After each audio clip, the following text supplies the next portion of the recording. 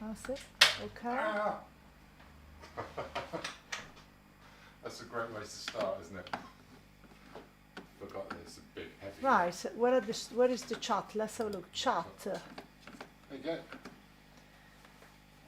Let's see if anyone can hear us or see us. Okay. No, we can't see the. Can see the canvas, James. That's it. That's better. Be higher. That's it. Further away. Perfect. Perfect. There you go. Okay.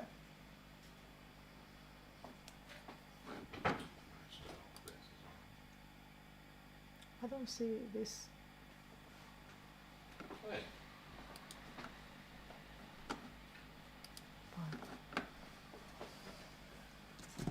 Yeah, that's better. I need So it look. to be higher up.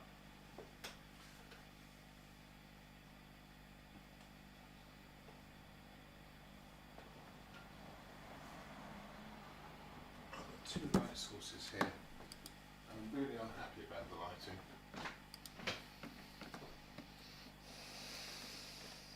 That's the way.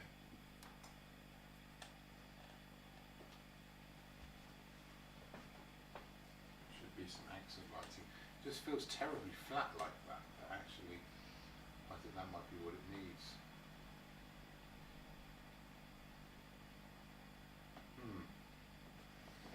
So we have a red theme this evening,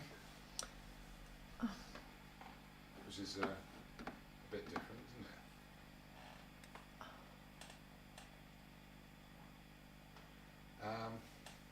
What? So as such, I'm going to want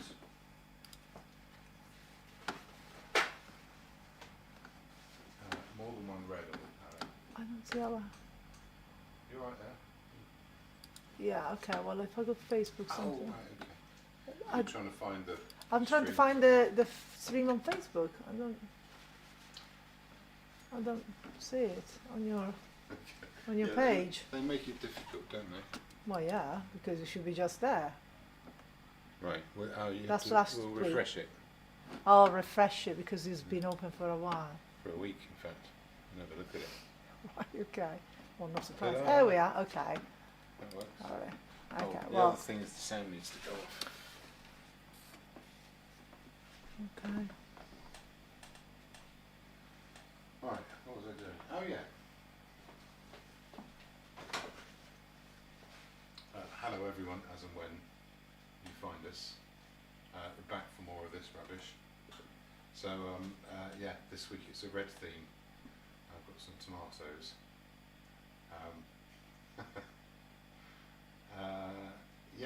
So I'm just thinking of populating the palette. I'll put some lemon yellow there. Got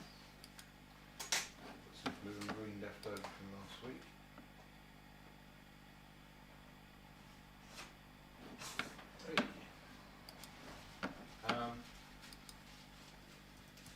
And just to test the Just asking if the sound is okay.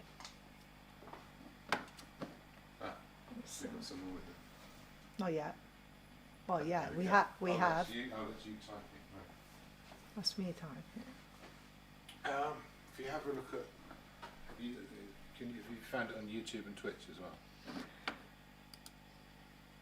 Yeah, that probably needs- have to that needs refresh. There we are.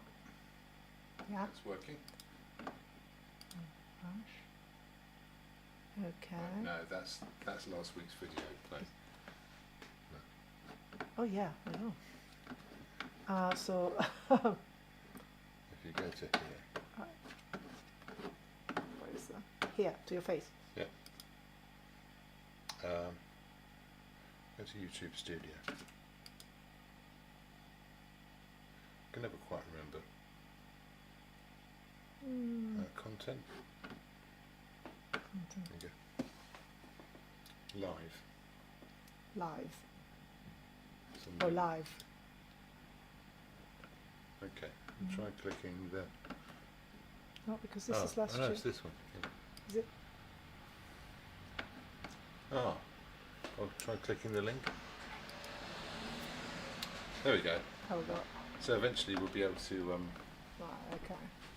and you'll be able to see if anyone's watching. Oh, here it is. Hey, Sue's here. James Hi, Michaela, Mark. sound is Hello good. again. Hi James, you're much quieter than Michaela. Yes, we know Okay. that. Because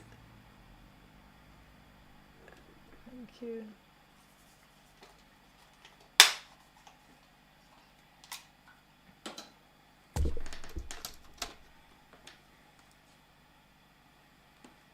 That's the thing.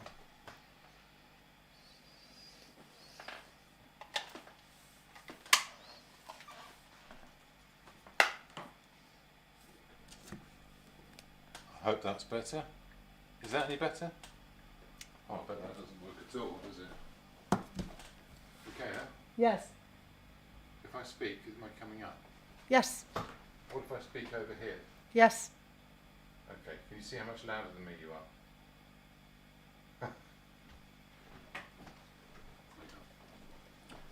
So there's a little mixer here. Yeah. And you're Sorry, you need You to alright? put your hand there. the red cable. So let's turn you down a bit. Hopefully that's better.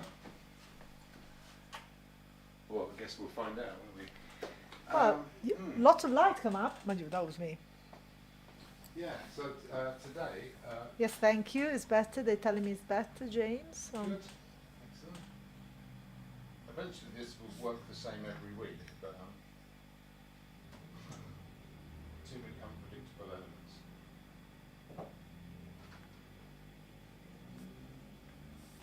Okay.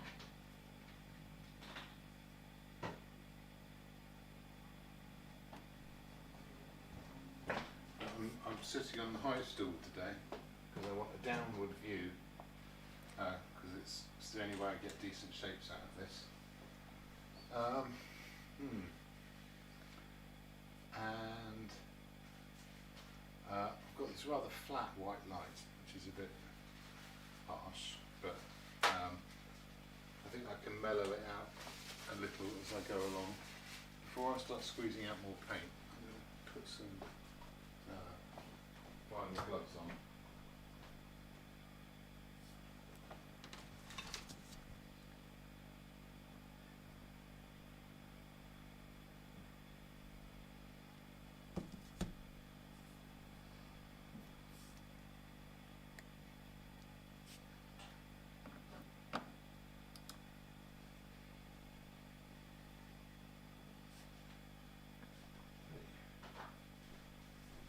Because all the tubes kind of break up and you end up spending half the time cleaning off your hands.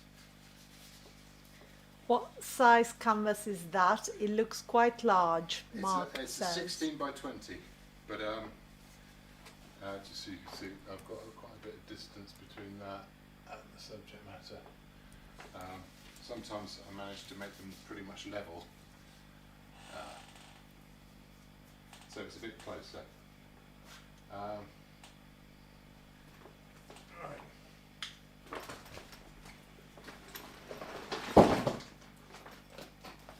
Saved a bit of time. There's something I'm going to need plenty of, I think. This good old cadmium red. Yeah. I'll tell you what, before I start putting paint down, let's try a little change of scene, shall we, Ken? And go to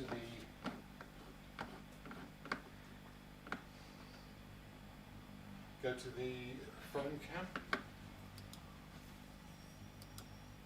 Hey. So there you are. So we can do a few little close-ups. So just to have a little tour. There's the palette. There's the canvas. It's quite an old one. Spare tomato. There's my little zesta. Always have a spare tomato. very Always have a important. spare tomato. Couple of And things I've that. also got Couple of things that didn't make it into the picture. found some plums. No, I quite like having them there. We're not painting them, so. That's where Michaela sits and organises everything. Yes, so yeah, here we are in the studio. Yeah, here's last week's painting. Hey. Which I've finally finished the foil.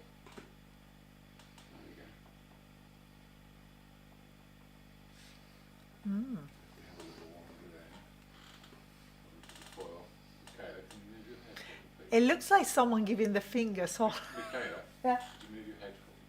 Oh, there you are. So I finally got the shiny bit of foil. Yeah, it does. Thanks for pointing that out. Now I can't unsee that. You can't see that. No. Oh well, there you So I are. appreciate that. So yeah, so that was last week's. No time lapse as yet, but there you go. So yeah, so we'll have a few little close-ups as we go along, but that's working nicely. Can we go back to the normal scene, please? Yes. Trying to keep my phone charged. Yes, Paul. Sorry, Mark. Mark Paul. Sorry. Two names for the price of one. Yeah. It says the foil makes much more sense now. Okay. So nice big explosion cadmium red, which is a nice opaque red. Really glad I wore these gloves. I'm going to use a second red. I'm going to use a alizarin. This is a permanent alizarin. It's a student one, but it's exactly the same pigment. A slightly weaker pigment load, which actually suits me because it's an incredibly intense colour. So a couple of reds there. I'm going to want a few whites because the thing is, a really strong white can really kind of bleach out, wash out a red. So I have some other boxes of things. So I'm going to put in a few other colours. So I have a mixing white. I'm going to put these on different bits of the palette so they don't get confused. It's basically less tinting strength. Good evening, Tom. Ooh. It'll take some hand strength to get that out. So that would give a bit of substance to things as well. Where I am using the white, I'm going to have a bit of micro-white.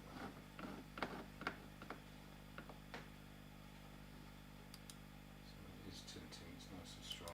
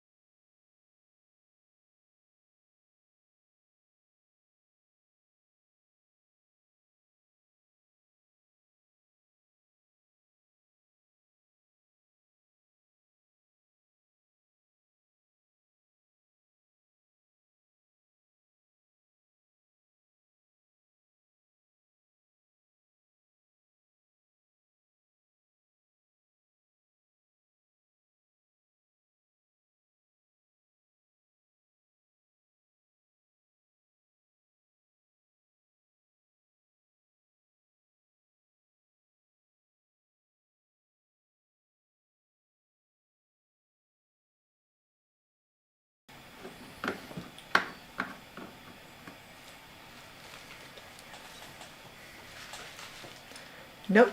Well, okay, we're not saying anything now. Okay. Say something, see if Mark can Hang on, hear. you can tell Michaela on the thing.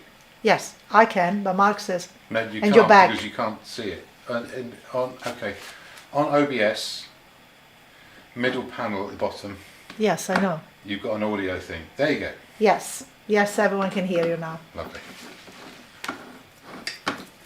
Hey. So my plan is eventually Michaela will handle all these things as we go along, because she'll know once she knows how it all works, which means I have to keep dropping her in it. She's been a very good sport about it. That's all Yeah. good. Right, okay, I guess it's time for me to do a bit of drawing.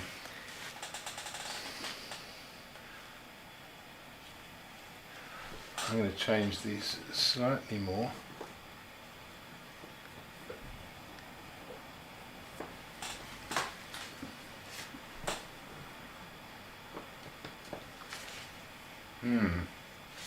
I really want some accent lighting as well. I can't quite get it. Right. Michaela, can I use you as some eyes? You have to come and sit in the chair.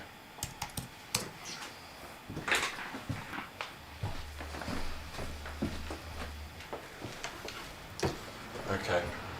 Now, you see that front tomato, the one that's cut in half? Yeah, Tell me when you see a shine off it. on the board. No, off the tomato. Shine, yeah, it's shiny. You need to come further over like this. No, it's shiny. The tomato on top. Not now. That's it. Now it's shiny. Okay. What about? Tell me when it stops. Stop. Shiny. Still shiny? I think it's too shiny. I want the light playing off the top of the tomato. Okay, it's not playing now. Okay. That's it. Now, yes. Is that enough? Do I need to go a bit higher? A bit higher. That's it. Okay.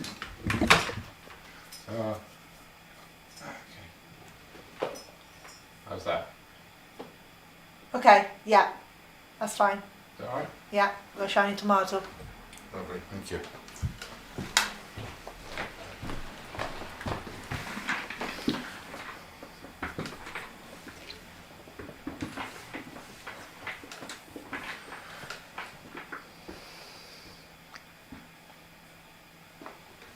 Yeah, still not quite. Might stick some blue tack behind it or something. It's important to get these things right. It'll make all the difference when the image is finished.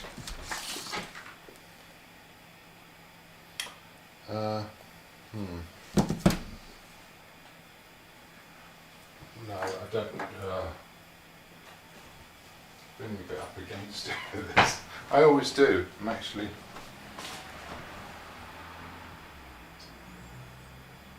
I'll prop it up a bit.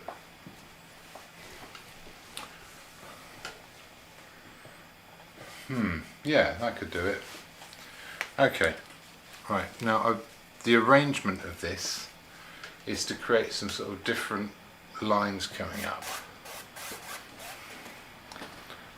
You know, crossing over. Even turn that knife a little bit more. Sort of thing.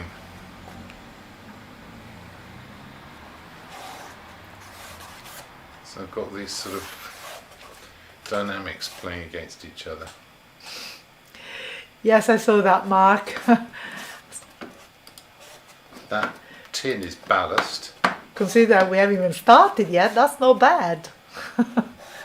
Here we are. We're starting. Now tell us what you do, James. Okay, so to begin with, I'm just trying to make some decisions about the dynamics, the movement around the image and how it's going to travel across. So that line of that knife, that upright of that tin, and where it sits, are going to be quite important. I'm going to get a big brush and use a bit extra thinners and just sort of stain the surface slightly.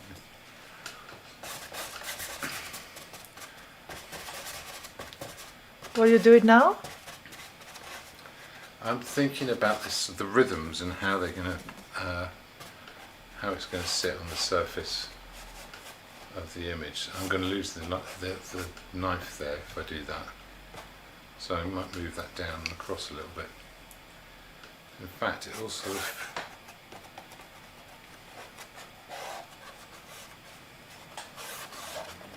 Maybe if that's the back, this is the edge of this, then the tin's going to go in here somewhere.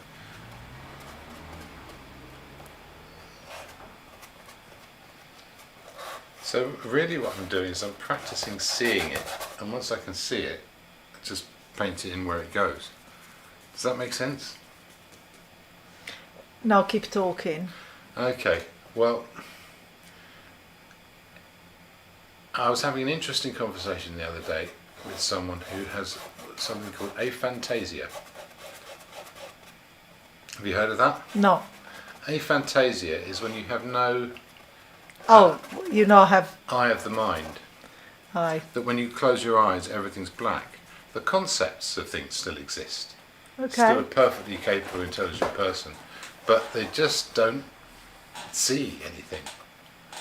I don't know, I think this might be more common than people know. I think there's probably a lot of people who, I mean, I'm not entirely convinced when I close my eyes. I sort of know what I'm seeing, but what I do have the ability to do is to visualize with my eyes open, kind of sort of channel the dream part of the brain to work while you're awake. I think it's sort of fairly central to a lot of kind of creativity and imagination, and that is it's an interesting thing to do. It's called eidetic memory. All children have it, and some people kind of keep using it and keep it into later life. And so a lot of engineers and mathematicians are visualizers. So they use their eidetic sort of memory to sort of see something in front of them, which might be some gears or some relationship of spaces that could be depicted as a equation, or some kind of relationship. I imagine Pythagoras was probably a visual thinker.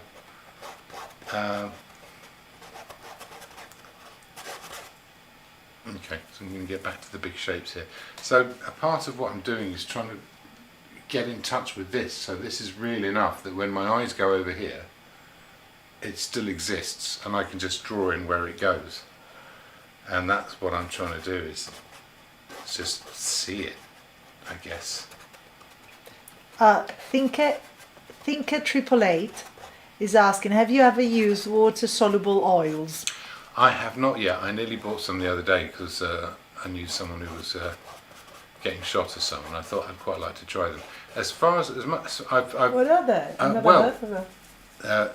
here you are. They are described as water miscible. And miscible is different to mixable. Okay. What it is basically they're still oil paints. So if you just use them out the tube, as it were, then it's really no different to using any other oil paint. It's what it is. What it has is an agent that allows it to be dispersed by water, much like detergent disperses oil in your washing up liquid. Right, okay. And so it means that you can do your clean up with water rather than having lots of stinky spirits and things like that, which is very practical, and I think I would quite like to have that. I haven't used them yet, but I wouldn't expect them to be any different in principle to any other oils. Obviously you can get different qualities of oil paint. You can, by the same token, you get different qualities of water miscible oil paint. Everyone calls it mixable, so I'll call it mixable from now on as well. So yeah, I've got a kind of got a sort of drawing there. Now I've got a bit of a dynamic going on with this perspective of the board, which gives us a sense of distance. I'm going to think about a sort of a back as well, which is going to be a different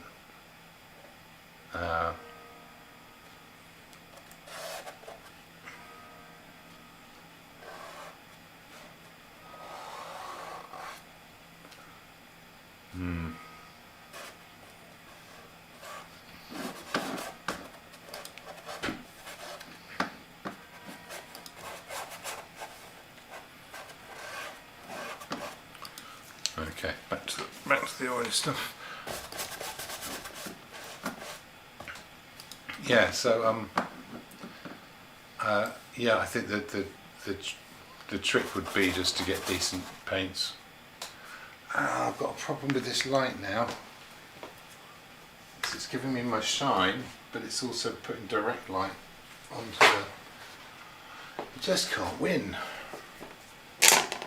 So an awful lot of doing painting is just fighting with. No, I can't use that. It's a bill.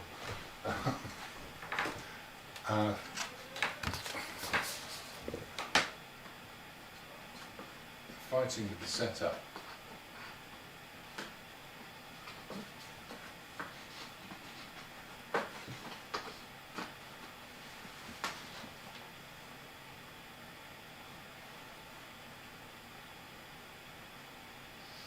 Yeah, I hope that improves things a little. I won't get rid of my shine though. Oh no, my shine's still there. I have to move my head around a bit for it, but there you go. Oh, there you go.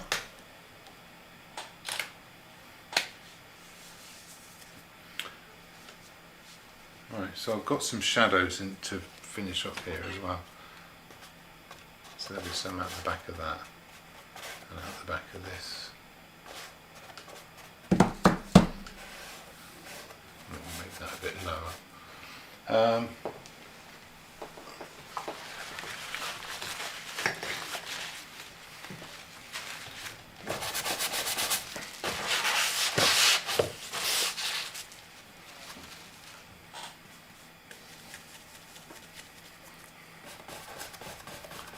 There you go, that'll do for getting the basic drawing in.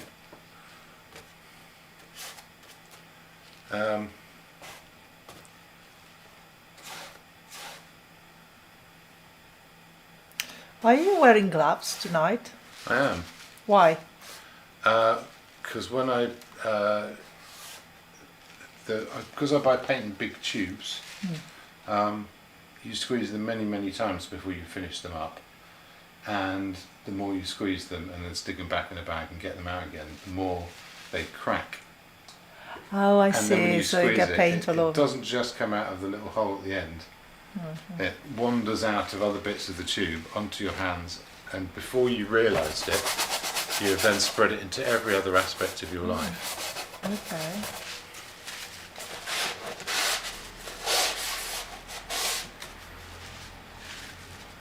Okay, I'm going to make that steeper. And this is all about finding a pleasing balance now.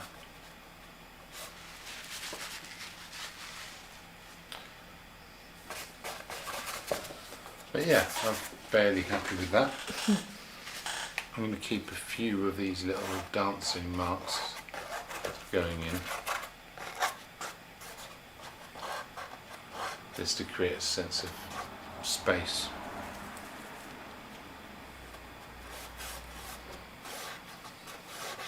Yeah, so that still needs to be a little bit steeper. Give me a sense of looking down. And it's just very thin inky paint at the moment, nothing. Yeah, where's this going to be balanced?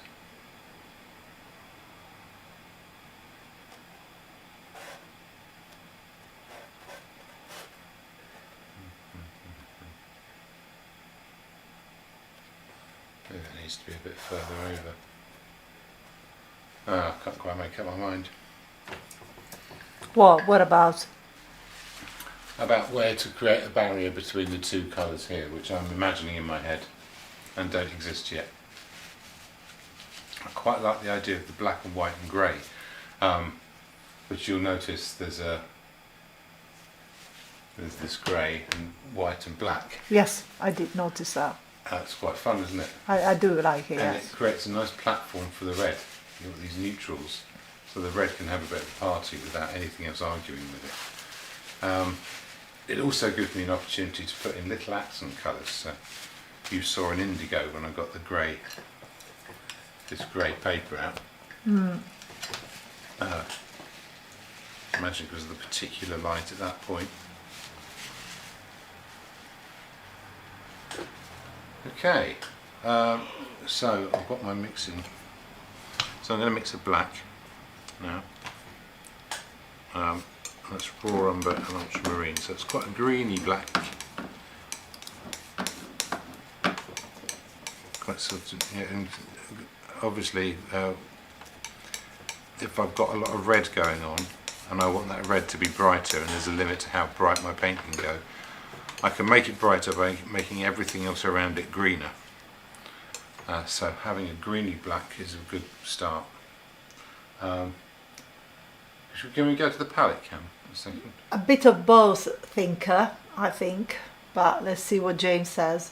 Do you set up your still lives using thumbnails, sketches, or just play around with your items until you find something pleasing? I'm doing that in my head, so that would be another way to do it, but that would be rather long-winded. But that's what I'm doing in my head, and the first thing I was putting in was the stuff that my head was holding about the angles and the shapes and the movements. Michaela, could you put them with palette now? Yes, sorry. Thank you.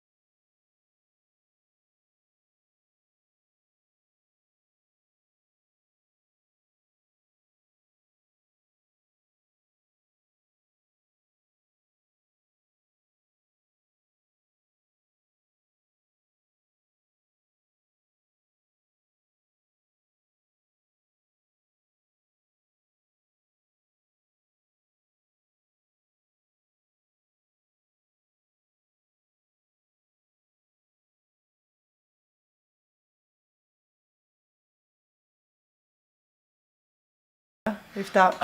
Okay, right. Okay, how about now? So no, go. Yeah, that. Well, you'll be able to tell. You can Yeah. tell if you see Yes. that happening. Yeah. So if we go to, hang on.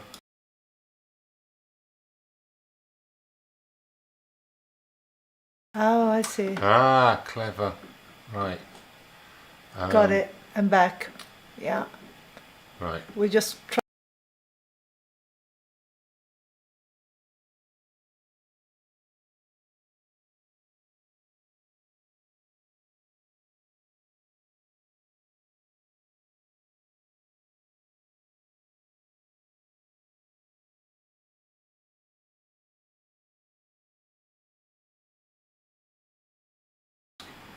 There we are. Okay.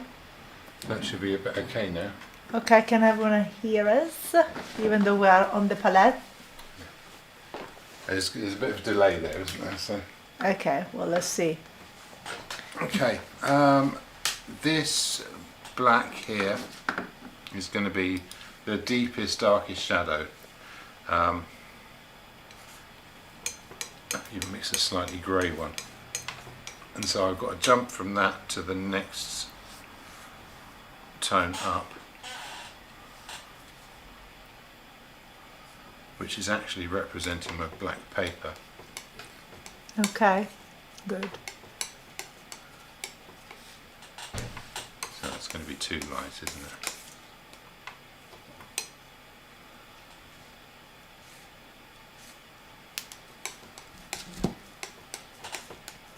Oh, there we go.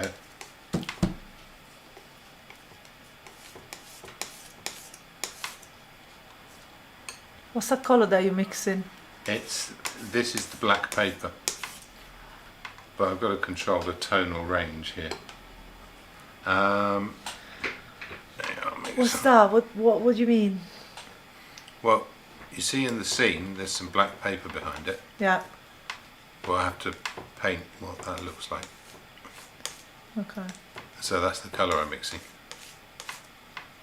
So there you go, a bit more greeny black. I'll darken that just a little bit more, but I've still got to jump. Have you ever used a chromatic black? It's supposed to be a transparent black paint. Okay, no, I have not tried that. I kind of got used to, yeah, we all sort of build habits, so every now and again I'd be interested to hear about that. So you can mix a transparent black using two transparent colours. So you can mix one. This is an opaque black because there's some opacity in the raw umber. Burnt umber has got a semi-transparent paint, so it's got a little bit of that to it. Chromatic black. Yeah. So I've kind of got this. Yeah. So you can mix one, kind of a purpley one, which I might come on to later, with alizarin and viridian. That's talocyanine green, which is even more transparent than viridian, and that's sort of like looking down a well. It's blacker than any black you could mix with opaque paints, but it's yeah. I guess once you've got something that delivers what you want, so predictable tinting strength and predictable consistency, then you kind of stick with it.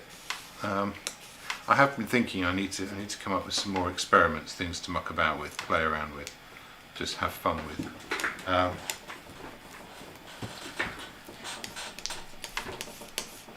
Just to shake myself up a bit, which you don't often get to do, and in a sense the live stream is the antithesis of doing that. It's about using a process to deliver an image.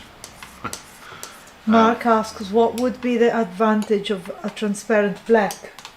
Well, it would be good for glazing.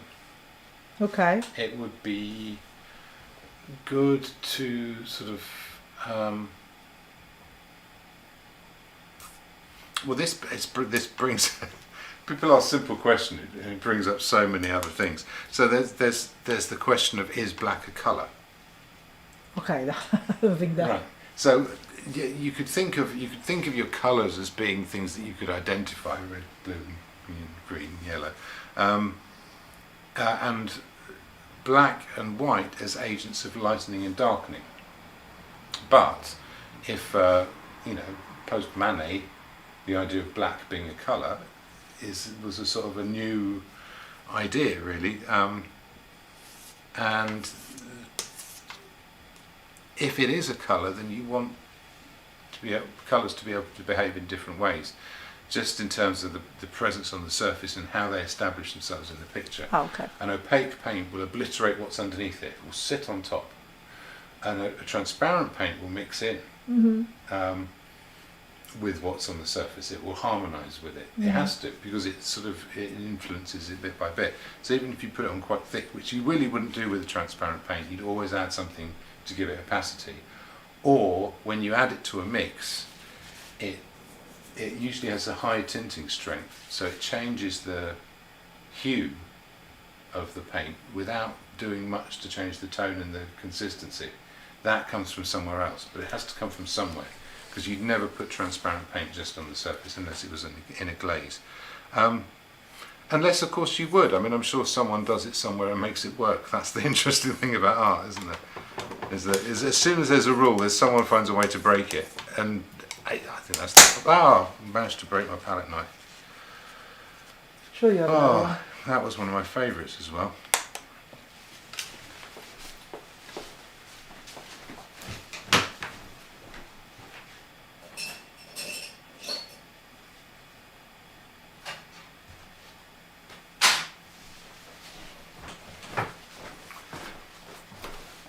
Yeah, so when we're thinking about transparency and colour, it's a disappointment, isn't it?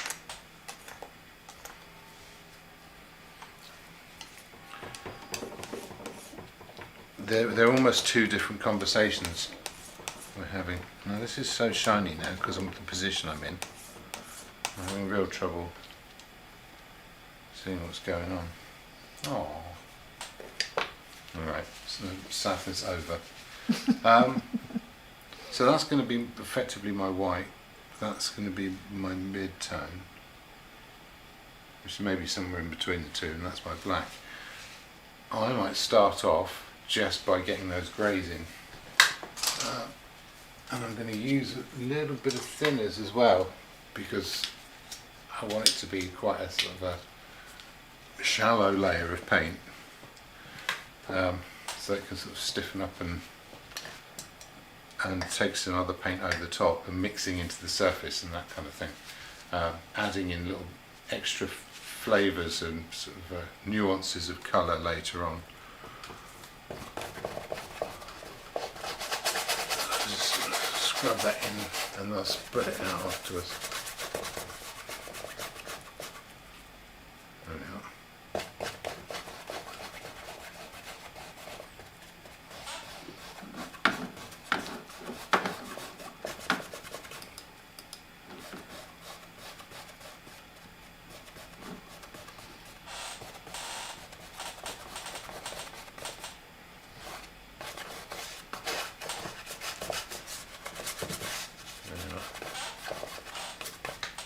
I'll go to my mid-grey.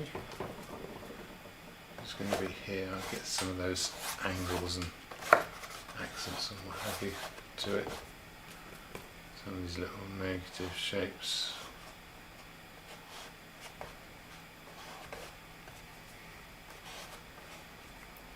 Have a look in. Something like that.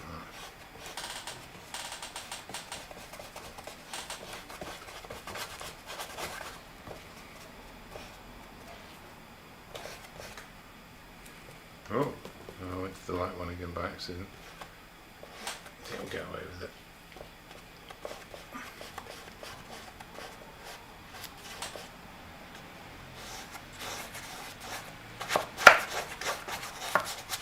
There we are.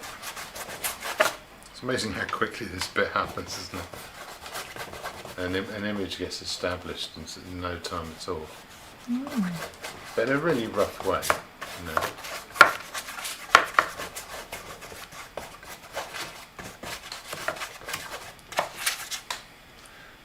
Okay, let's go to the darker one.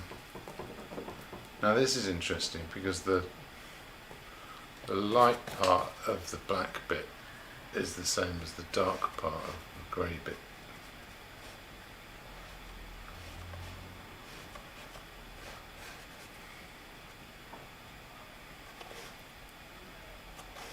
Oh, hang on, what's that doing?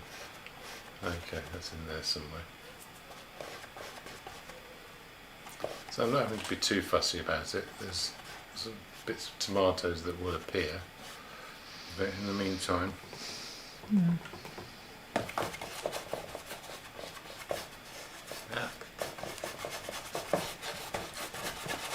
So I quite like that black and white thing going on. Now once it gets darker, it looks a lot bluer. There's a greeny blue. If I go to the dark colour here, that's the only bit that's like that, a bit darker than that even. That's it, it's already mixing on the surface.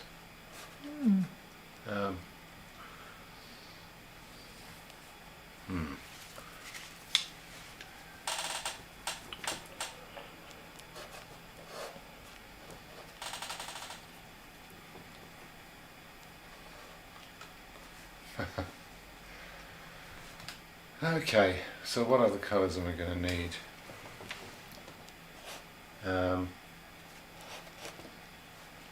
Before I even get to my reds, I've got this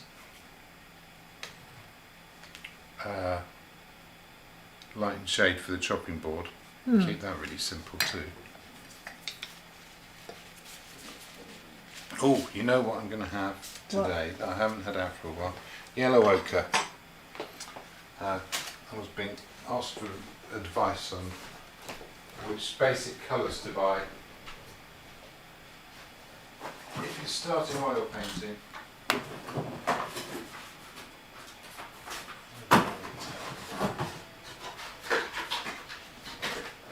And I looked at the list and it had yellow ochre on it, and I'd rather sort of forgotten.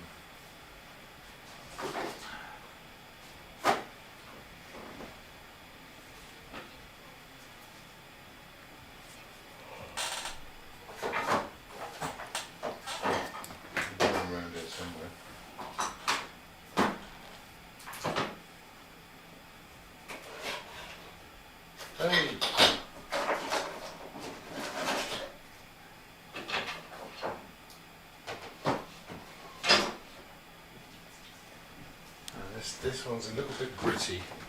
In some situations, that's quite good.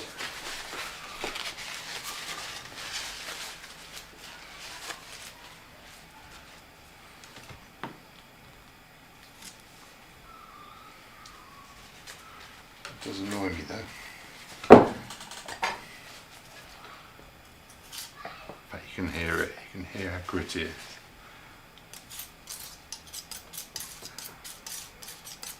It's sandpapery. Yeah. Right, I'm going to keep using this mixing white. It's still quite strong. I'm going to put a bit of raw umber in there.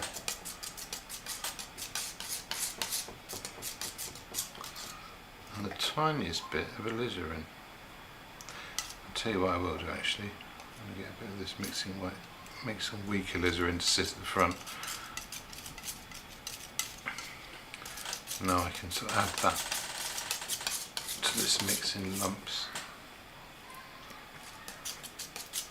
A bit lighter.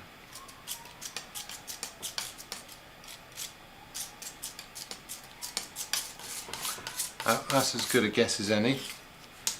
My shadow colour, I'll take a little bit of that. Borrow a little bit of that black. Is that too much? Yes, it is.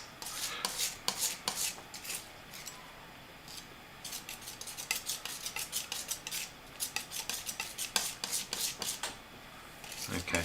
Are you switching the cameras when I'm going from painting to... Yes. Oh, brilliant. Also because you had your cover in the thing anyway, so there's no point staying on the main scene.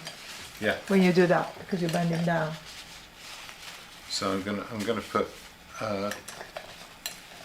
some. We can switch over to the canvas now. It's okay, don't worry. Oh no! We'll do that. This is exactly what I've hoped for. It's wonderful. I did try doing it myself before, and I just completely forgot to change it. I'd look up, and I'd just spent 20 minutes painting, and all anyone had to look at was the palette. Right. It's especially light along that edge. So make something of that. Okay.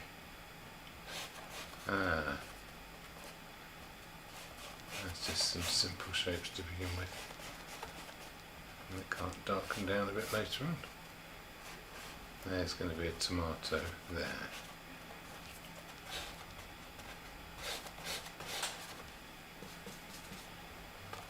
Like I said, still doing the same thing, just... Mark says, why is it so gritty? Did you buy it from Poundland? Poundland's finest oil paint. No, it's Michael Harding. I guess that's just how he likes it. There is a certain honesty to the pigment itself. That's the nature of the pigment to be like that. So that is an honest way to deliver it, I guess. Do you think a long time ago, when paints were not in a tube, they perhaps were more gritty and textured and all that? You know, when they mix their own. Yeah, so you'd mull the paint, which is you'd have a glass, or a stone block and a glass muller, and you'd basically sort of, even while the pigment's in the oil, you'd be grinding it finer. You wouldn't want to do work with dry pigment whenever possible, because it's just a lot of dust, especially if it's heavy metals and that kind of thing. Yeah, there was they long knew about lead poisoning in artists and stuff. They call it painter's colic, which is a rather romantic way of saying lead poisoning, isn't it? So evocative. Michael Harding is the absolute opposite of Poundland. It is. Mark tells us. Yeah, he is a very good paint maker.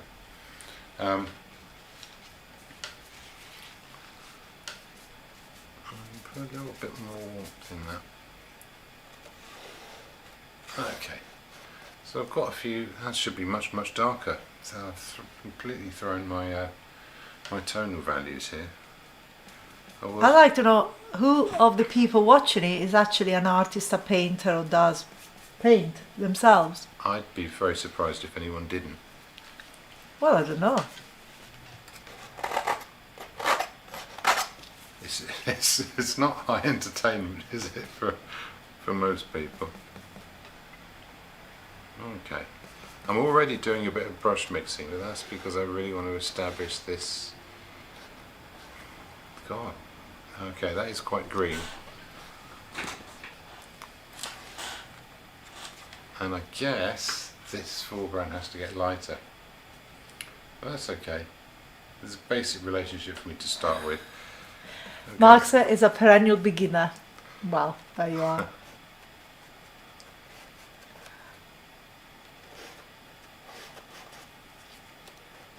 Okay, all of this can get warm now.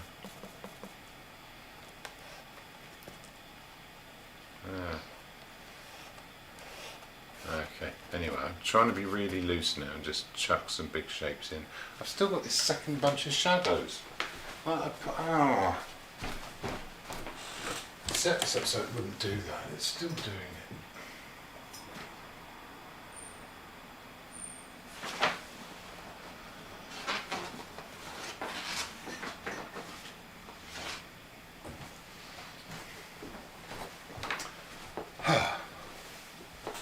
Better. Right. Well, that threw me a bit.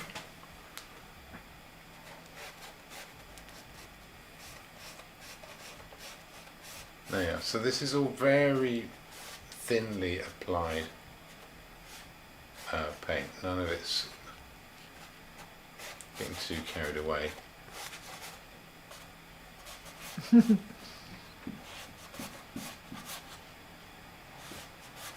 So there's room for more paint to go over the top when the time comes. Okay, last things. Who's Lydia Carter? Oh, Lydia. Yes. Mandy says, I've never done any art at all, but I'm always watching with Lydia Carter.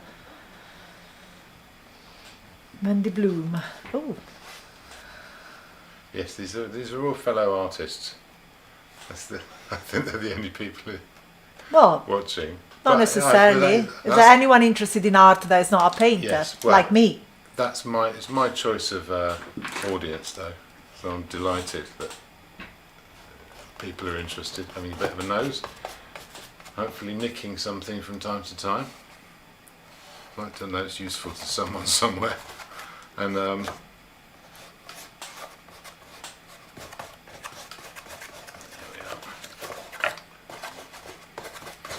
going to try and keep this expressive because it's quite a simple subject matter. It's the rhythm is going to be important, but if I can bring a bit of sort of life to the paintwork as well. No, this one. There it is.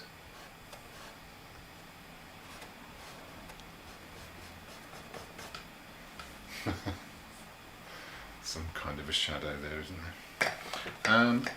Last bit of mixing, and I'm definitely going to have a break in the middle today. Yeah, in about 5 minutes. I haven't prepared a 5 minutes break. A video. What video? I'm going to start, well, something I used to do, which I will do again, is put, oh God, that's awful. Sorry, I'm just speaking with disgust at my palette. Are we doing any interesting mixing? Yes. Right. I've got the reds. Oh. So that's cadmium red and a bit of the black I mixed.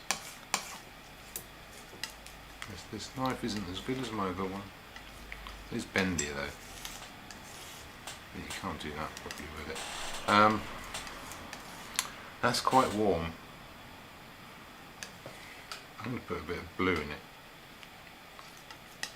Okay, a bit purpley. Now, I'm going to need a few things. One.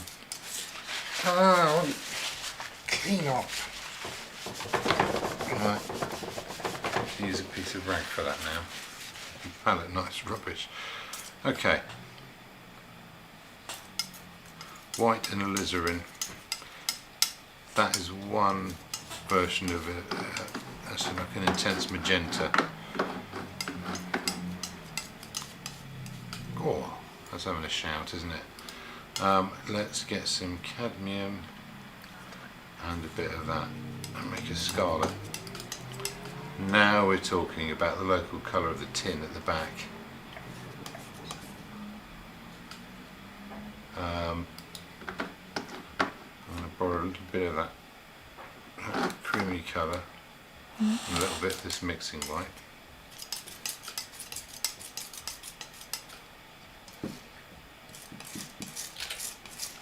And there it goes.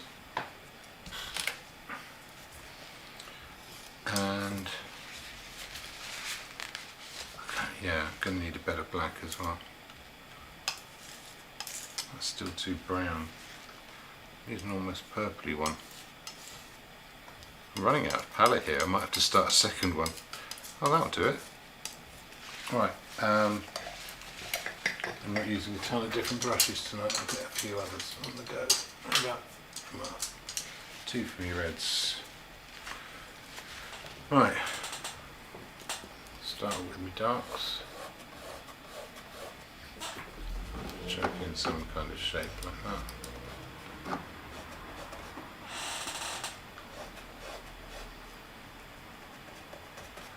Okay, where else is that? It's in the knife handle a bit.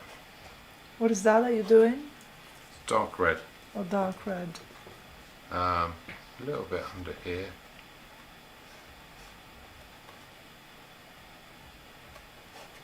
Weirdly, some in there. And it's a different sort of approach tonight. I guess I'm just feeling it this way, but I'm going to be dabbing.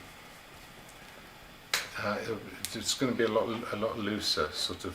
I know people use the word impressionistic, but more, yeah, it's more about the impression than sort of strict, hard edges and stuff like that. That's going to be less important than an overall feeling.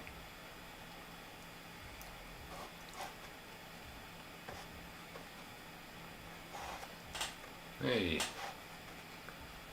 something like that. Re-establish these edges as I go along. Hello, Dawn. No. Dawn Thompson. Oh, hi Dawn. Yes, Dawn was the only person who remember. Do you remember when you announced my open studio? Wish I'd never done it. Well, no, so do I. Yeah. But we're not doing it now. No, I mean I'd never quite committed to it. Oh God, that's still not right. Even though you've been saying that since July. Well, no, I know. Yeah, but, pretty much yeah. since July. Well, But there you are. My approach to life is do one thing at a time, and when I've done the last thing, I can do the next thing. And when someone goes, well, what are you going to be doing in 3 months? They have no idea how stupid a question that is. Well, you know you're going to do the Open Studio next year, and that's at the end of May. So Yeah. at least we can be sure about that. Yes, well, I will be doing art weeks, but I certainly couldn't tell in advance whether I'll be prepared or what will be prepared. I know I will have some paintings. I don't know what they'll be, but yeah, there are always paintings. That's sort of reassuring in some way, isn't it? Right, let's see what this does. Still not there. These reds are going to be very difficult, and I'm going to be judging most of it by chroma rather than. Of course, there will be painting. Yeah. If someone said which paintings will you have done in a year, I couldn't possibly answer that. No, of course not. But that's But other people could tell you what work they would have done next year. well, because perhaps they plan a trip or a holiday or something like a project. They may have. Some It's people just- may do that. I mean, there's a lot of people who No good one at can know planning. for sure what they're going to paint next May. Exactly. No, Not exactly. I never know when. I wonder whether people would like to see something else in your studio when they come other than paintings. Probably. Yeah. They'd probably be hoping for anything else other than paintings. What else would you like to see Oh, in God. James's studio? More of these awful paintings. Okay, I'm getting caught up in edges again now. I didn't want to do that. Right, okay, we're having a break in 4 minutes. Okay.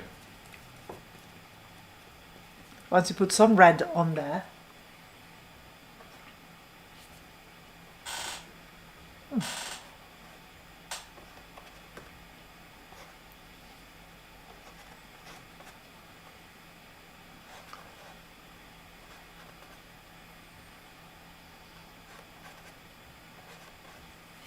That's too much too soon. Ah, I can go to my brownie darks now. There we go.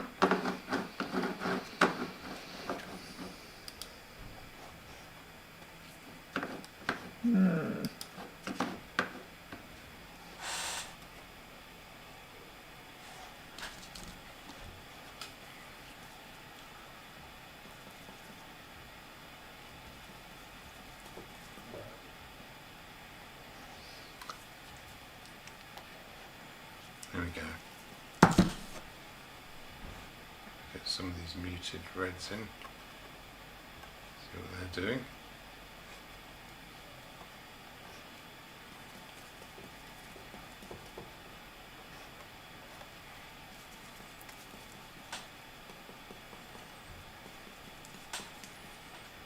A couple of stronger reds, but I sort of want to hold off on the intense colours until later.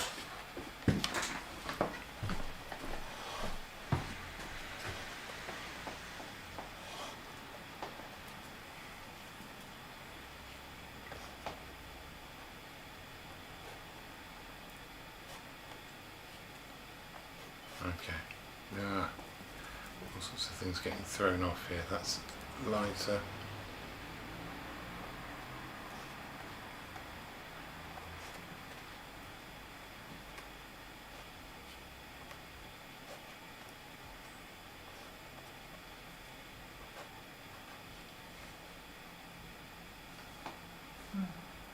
Starting to appear though, isn't it?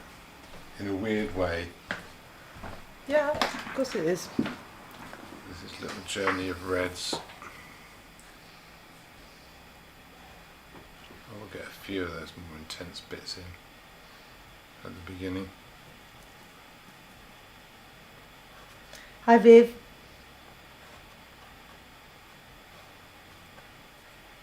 Well, you joined just in time for the break. Which will be happening now, James. Are we ready for a break? Okay, yeah. Yeah? And what I might do is I might see if I can find an old time lapse. Break some of these edges as well. Not happy about those. Yeah, that's all that ugly.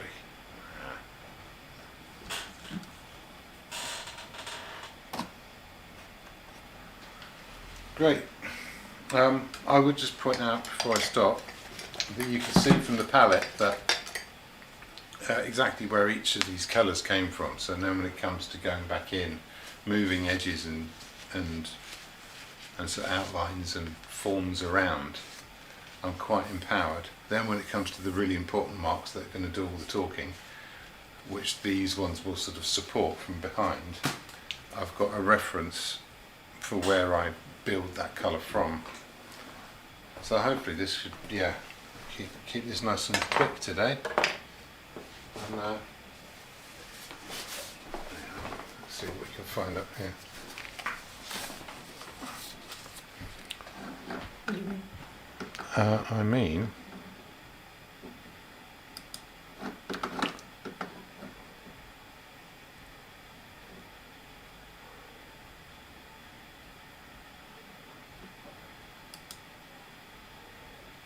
nope.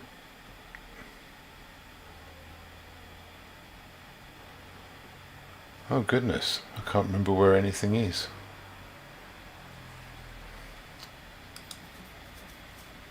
It's okay, it's just got to be 10 minutes. Don't have to be. I know. You're going to put on a video? Yeah, I mean I've got a whole load of them No idea where they're kept. Okay, let's go. This is a filing issue. Yes, so we don't want to sort that out now. Not now. So now we're having a break. No, it gives everyone something to watch. Yeah, no, but if you can't find it. Well, I will find it. Oh, it's really metallic, that grey, isn't it? I didn't realise it was so... I thought it was just the look on the screen, but... That looks very silvery.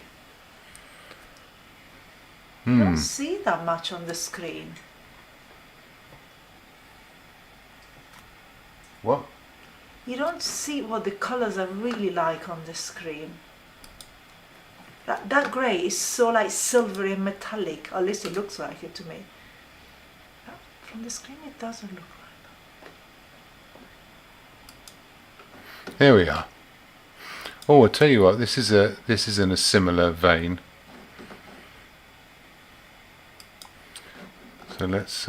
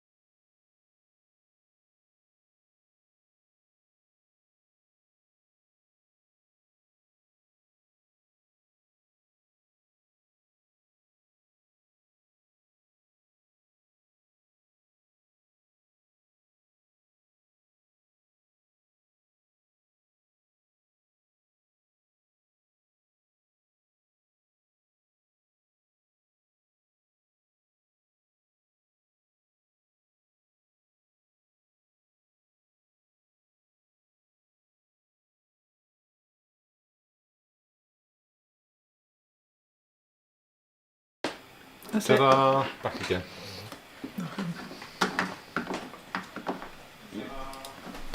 Oh, you need to turn the sound down. Here.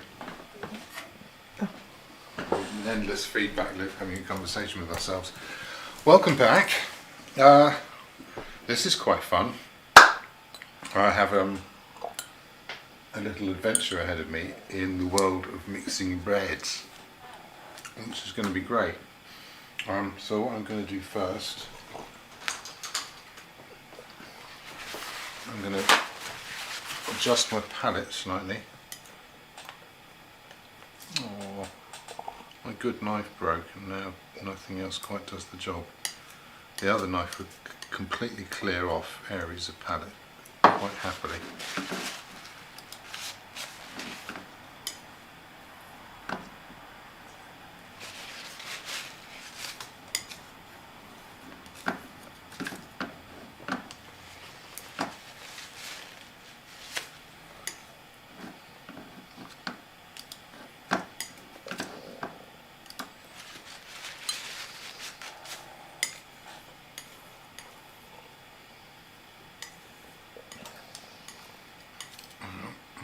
Black as well.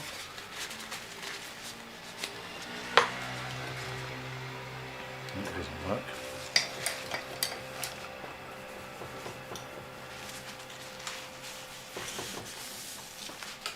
Oh, well, I'm having a horrible time with this palette. Just go through all my palette knives and see if any of them work at all.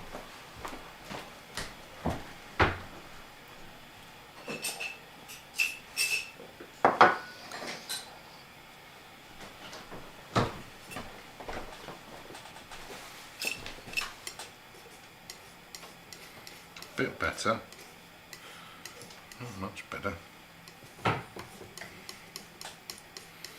Okay, maybe I can work with that.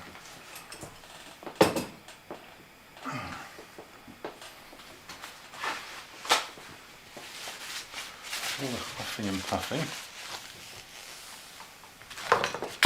Let's see ya.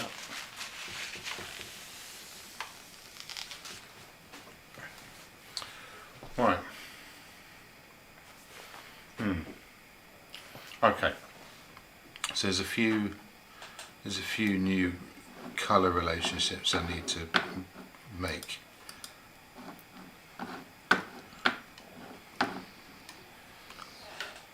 One is a bright orange. That's going to sit over here. And that's going to contribute to the tomatoes.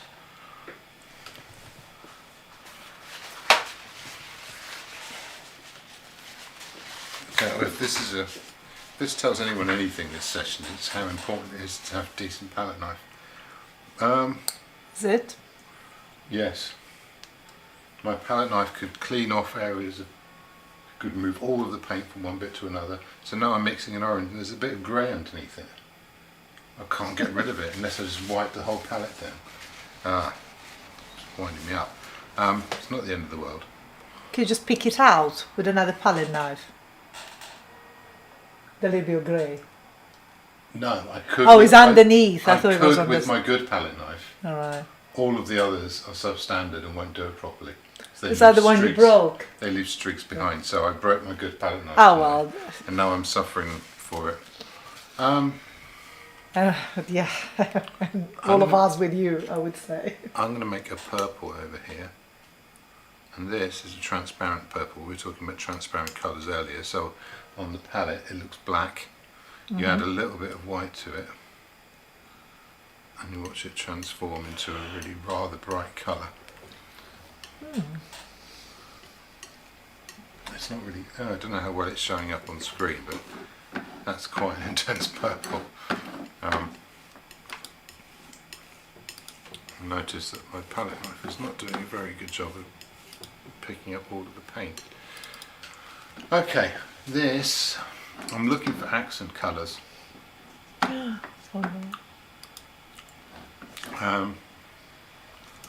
got these greys over here. I'm going to put a bit of that purple in here. a bit of a mixing white.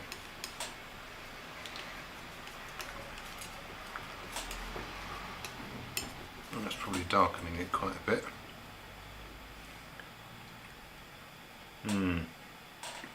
I'll put a bit of that in here, a bit of the pinker one in the back.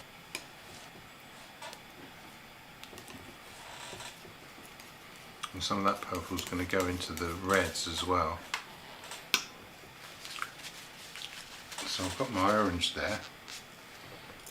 If I get some of this red here, wakey wakey. Let's put it here, let's put a bit of that purple in there. So this will darken it and change its hue as it goes along as well.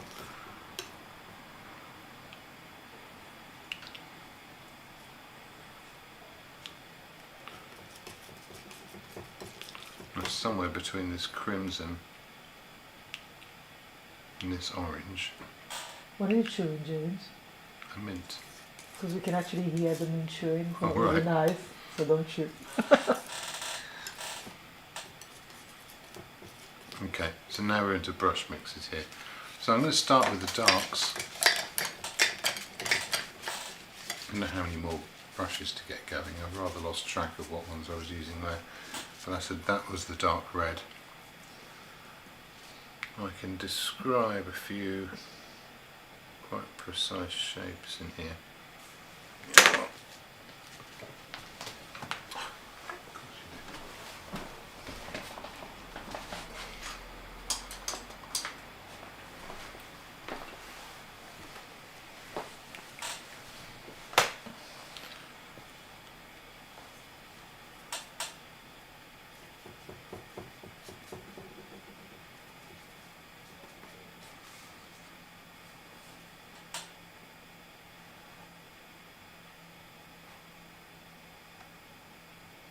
Okay, it's interesting what happens here. There's sort of this pinky quality to the chopping board. Just in particular bits.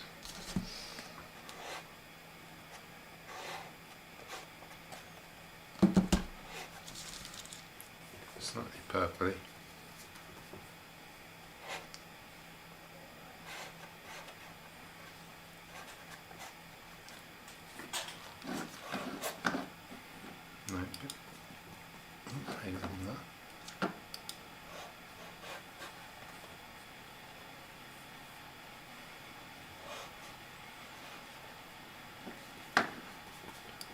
Okay.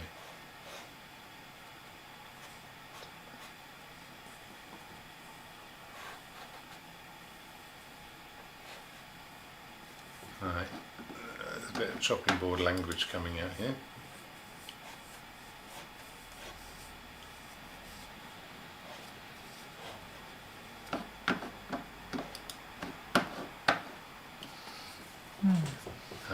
What else?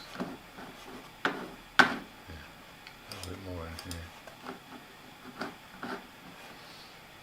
Some negative shapes.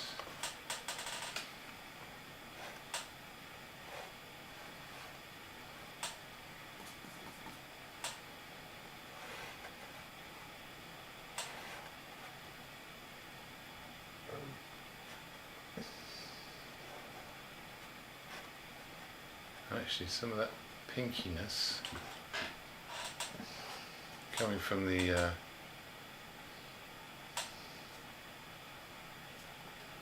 where it's mixing on the surface, coming from the sort of the edge of the tomato shape, actually bleeding in quite nicely into the chopping board shape. Same sort of thing happening here. So I'll just let that go on. That's doing quite a nice job of that actually. Now, other bits, negative shape here.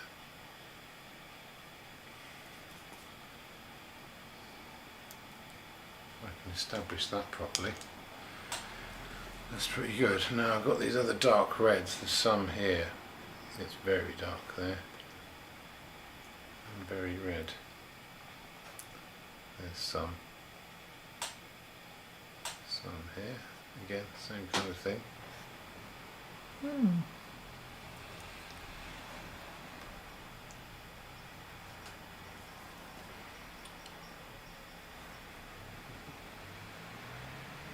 Starting off with those, a sort of sympathetic one,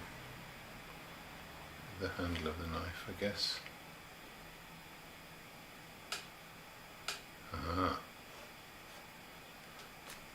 Okay, and what about the tin? What are you doing now? Oh, well, I've got this very dark red Okay. going on. And I'm just trying to get some of these shapes a bit more defined. There's places where it gets a bit brighter, but it's still dark. Like I was saying earlier, it's the chroma of the colour is going to tell me more about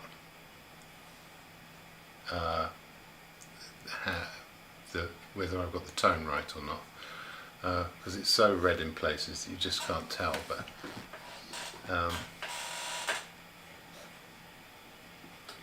so yeah, a bit brighter there.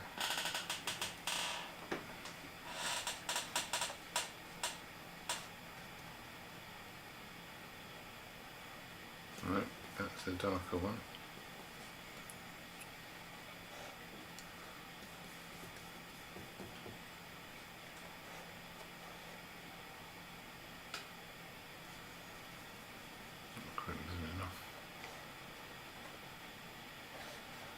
Hard to tell what's going on with that.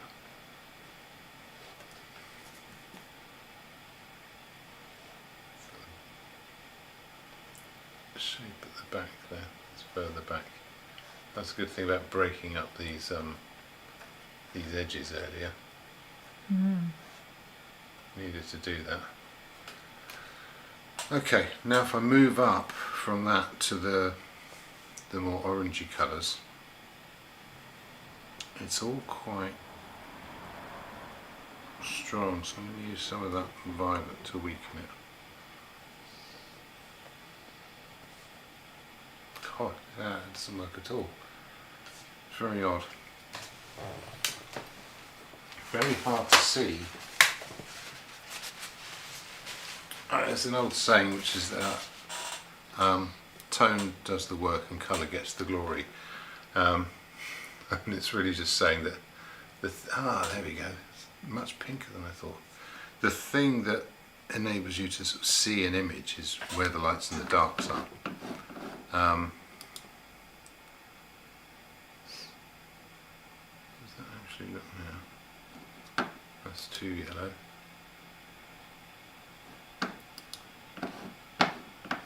There we go.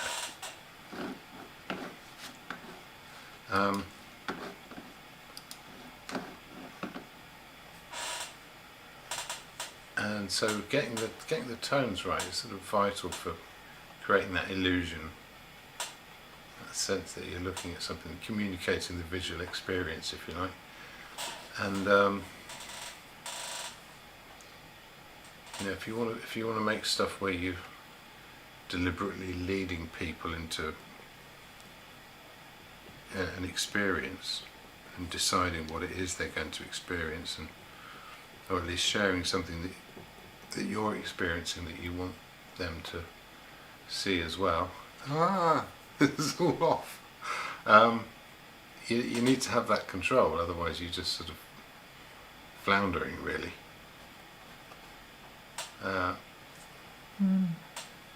Okay, now I'm finding it. So I've got an eye out on when these colours are landing. I want this to be thicker though. Okay, that needs to be somewhere in between. So it's very subtle, very fine margins as to whether this is working or not.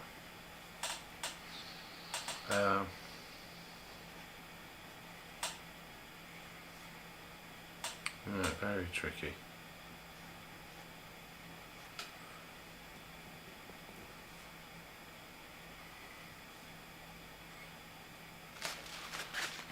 And because they're so close, you can sort of keep the same brush and keep moving from one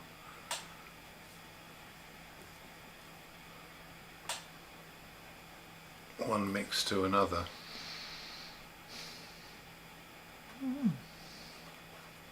I think that's pretty much my reds.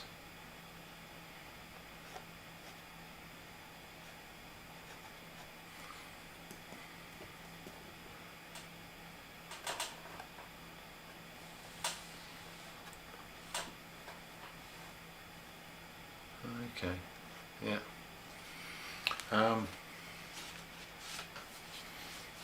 No, it's not quite there. Go back to my dark reds. See if I can establish that edge there. That does it. Now, I can take that purple and I can make sort of a red version of this accent reflection colour that sits on the outside of these. Is it on all of them? It's not on this one, but it's on all of these.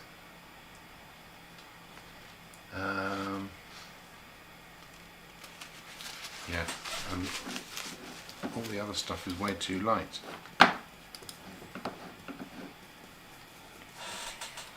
Maybe it should be browner. Oh no, there we are. Now we're getting there.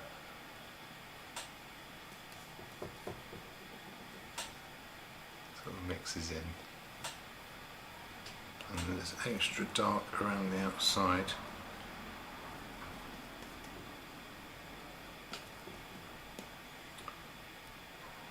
Sort of a reflection, if you like, of the edge of that.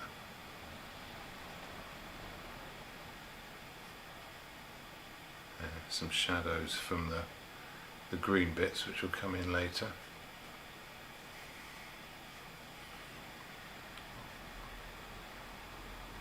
So that going in here.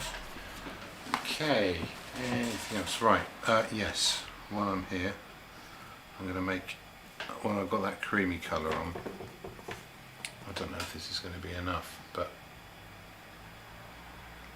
there's that light edge here. I quite enjoy that as a fairly consistent stroke going across.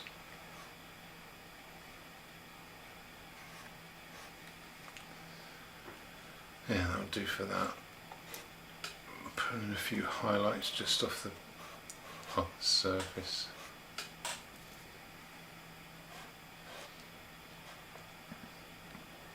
Maybe a little bit off here. That's good. You see, it's starting to sort of come together now in a way. Isn't it? Yes. What else can I do? Right. I'll put that brush aside. What about the blade? You're not really thinking about the blade? No, I am thinking about the blade. Ah. Anyhow. So the blade. Alright, I've got this purple now, so I've got my greys here. Purple. Oh. I've got this dark grey, which is the one I used for this shadow over here. I'm going to add a bit of purple to that. It's going to darken it even. Sorry, everyone. You're doing your yawning again. Well. It's becoming a trademark.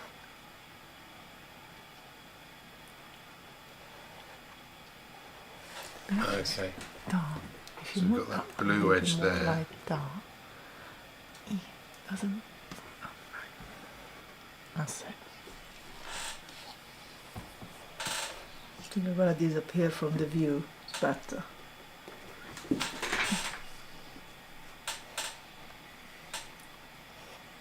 Ah, right. I knew I'd need this again. Just found another little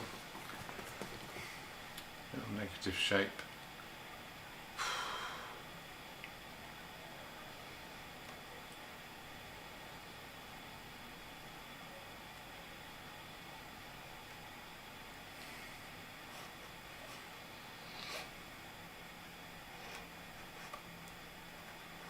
Make a bit more out of that.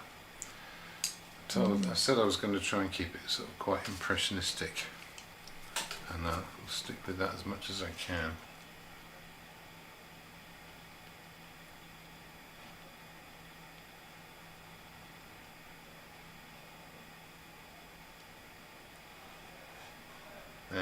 create that edge on there. Yeah, so I've also got this sort of mid-tone grey, which is going to be a lighter version, which is also going to describe the reflection of that.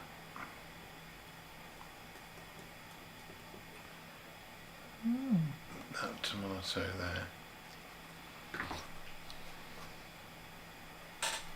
This mid one also kind of creeps up the middle. It's going to mix in on the surface a bit.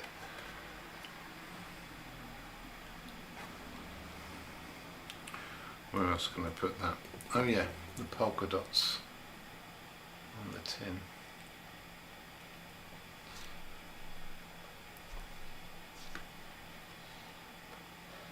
You're going to go in like that. And you get a little bit The tin lighter. looks a bit hairy. The what, sorry? The tin. Yeah, it is. It is a bit hairy at the moment. Oh, it is a bit hairy, isn't it? So it's not just...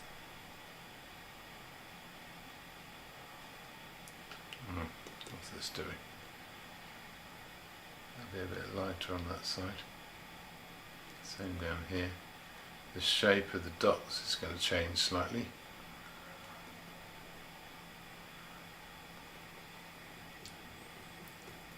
Go a bit lighter. Just lighten that side.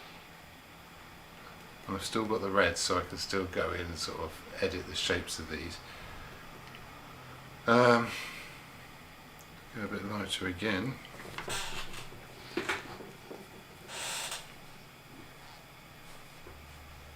And the spacing of them will be kind of important.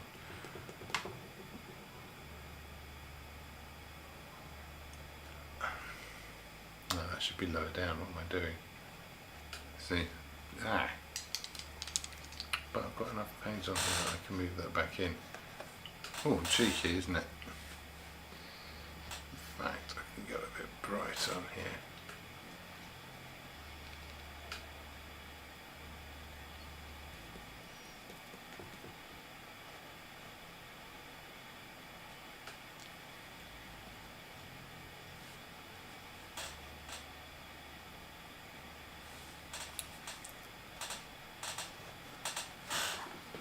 Okay.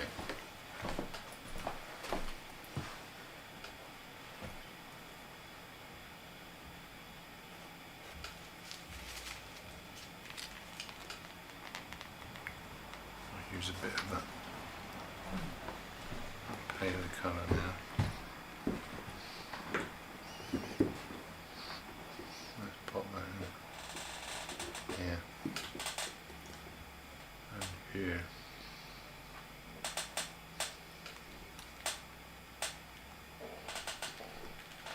Right. Okay, that'll do for that. What else was I going to have? I've got this. Is this sharp enough? It is. I'm going to put this in.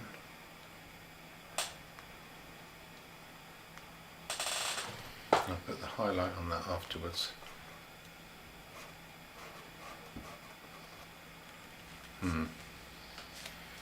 I need something to put my brushes where they're not all going to sort of roll into each other.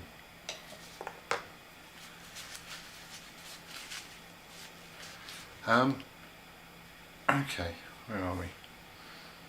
Yeah, so we've got this sort of, no, that's, what was I thinking? Sort of mid-grain here. No, still nowhere near.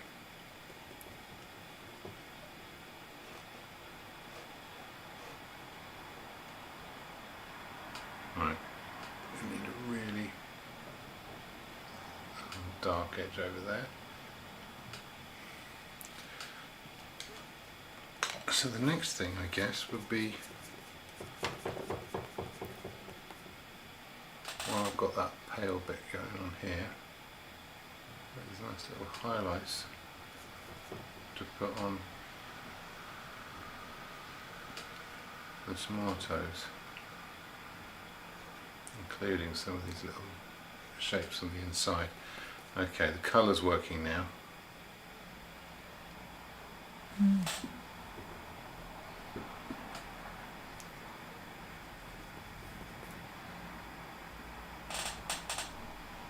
redder across there.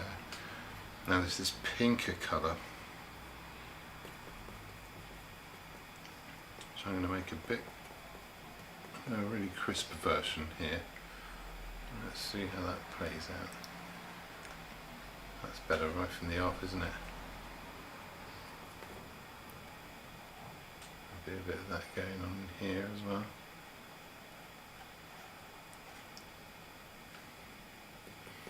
Okay. That'll be a bit.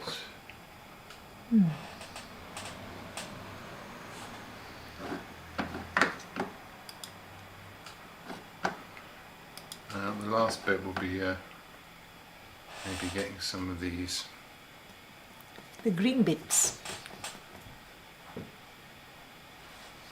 Also. These pips and what have you.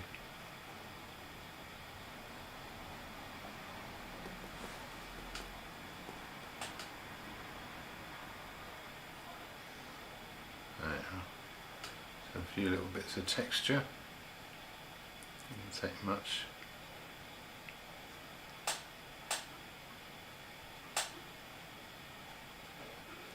Right, now when it comes to the highlights,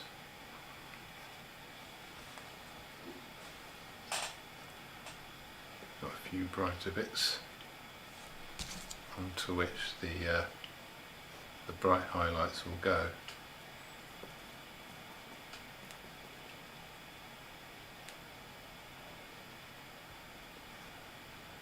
Okay.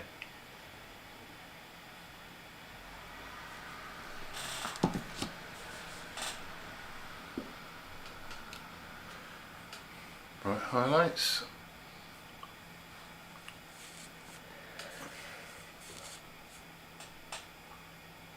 There's a bright bit.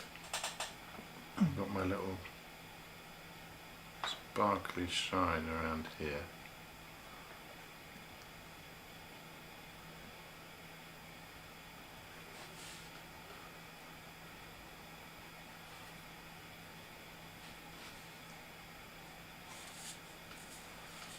Also got, oh, it's a slightly bluer one here. Oh, okay, I've corrupted my brush now. I've gone from the red into the purples, which is probably a bit bad, but there we are. Now, that's the brightest part, so I'll work out from there into here. I'll do the same, working out from there into here. That should create the sensation of a shine. There's a little bit of highlights over here.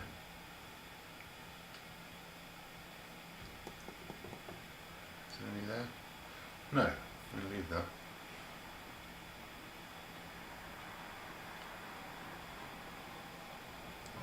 No, that's too much.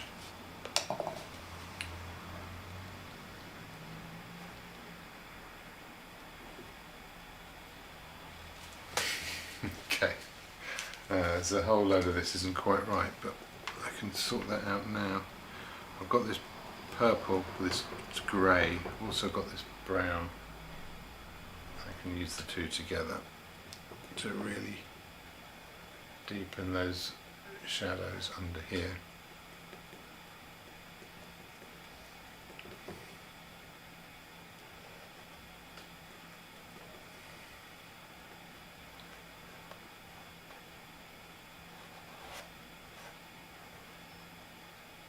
Yeah, and under here.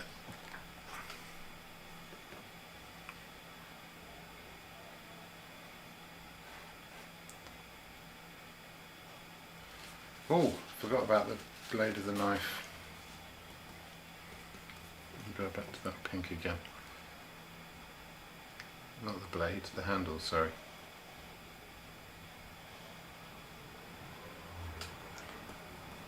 Parts of that are brighter.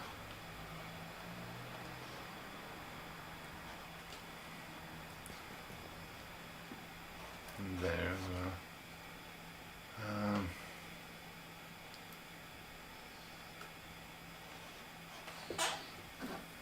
Yeah, something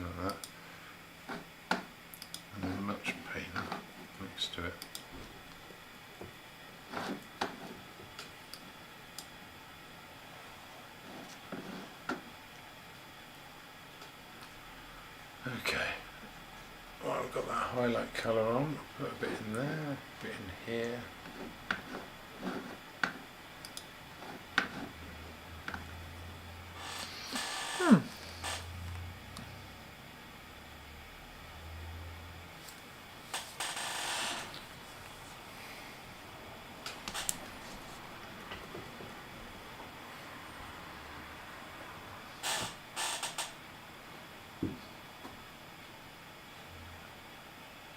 Oh, here we go.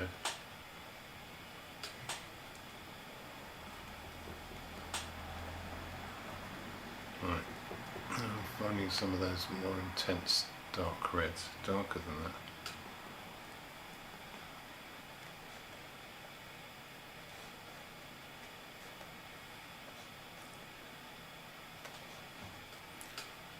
Okay, it's a real balancing act, this one. There's these lights.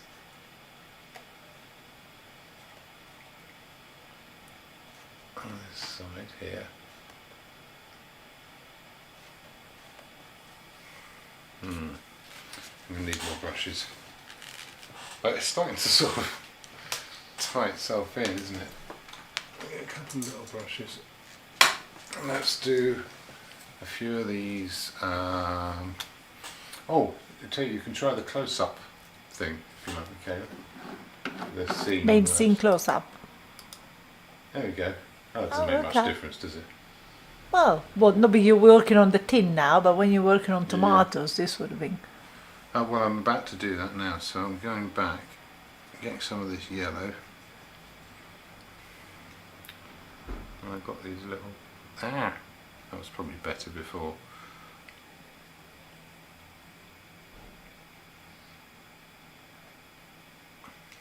There we go. I'm definitely around here.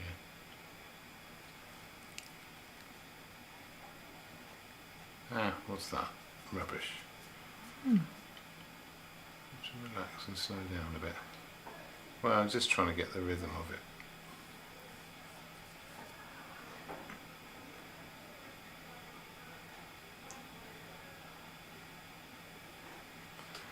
Okay, I'm really starting to see some things here.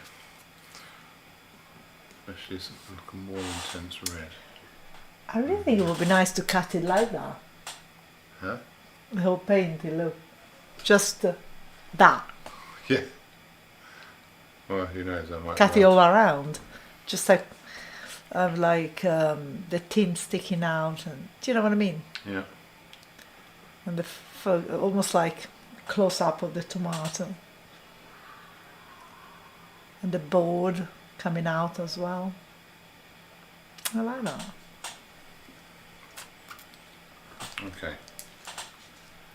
Oh, we can leave it like that, so you can finish what's in the middle and leave. Are you trying to hurry me up again? No, but It's okay if you are. I need that.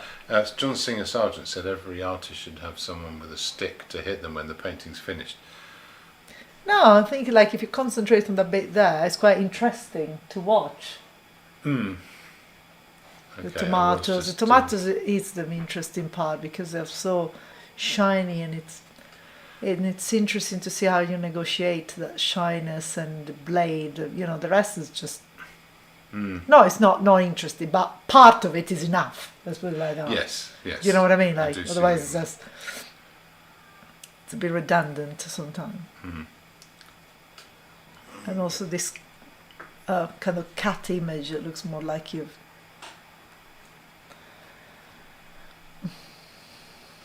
Okay.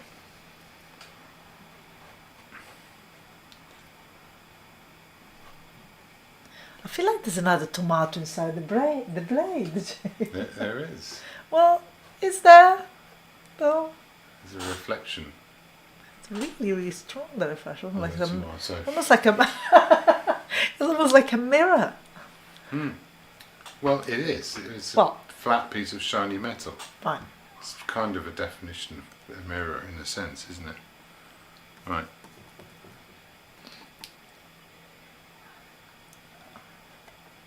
And put out some little highlights here. That needs a few. Right. Don't want to go overboard with it.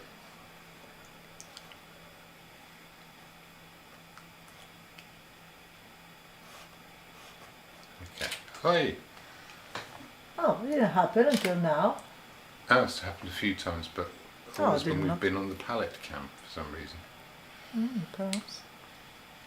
Okay, now I'm going to go back to my pale background, and it's going to need some pink in it and a bit more white. What are you painting? Start to bring that to life, so we can go back to the main thing. Yeah. Okay, and at the same time I can Remove the hairs. re-establish, yes, de-hair the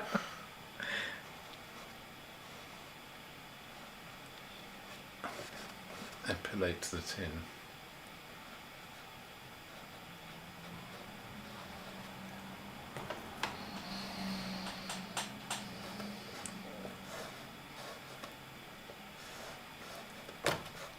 There's a natural place where that border wants to be. This gets brighter. A bit more purpley almost over here. Then it gets darker again down here. You can really start to turn that colour up though.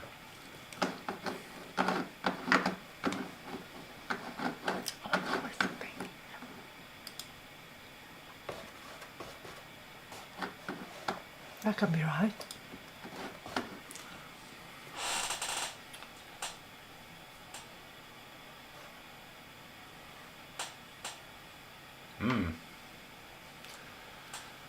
Still not getting that full oranginess from that. That's tomato at the front.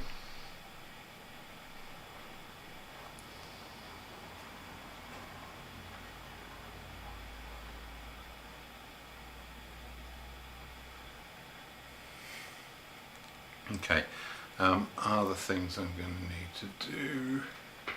The green or the tomato? The green, exactly, that's one. Will that be the finishing touch? I think you probably will. I can also go through with my purpley colour.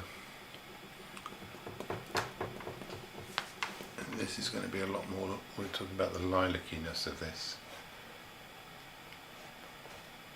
That's a lot better, isn't it?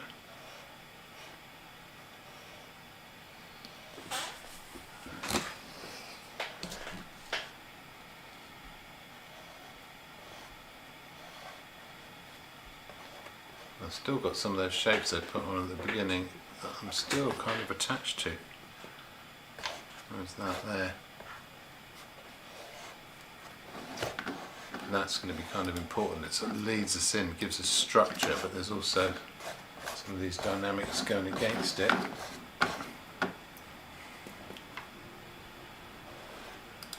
of a highlight there. Bit of a flat edge on that. That's a negative space that's useful. What does the purple do? I mean, I like it, but what does it do really?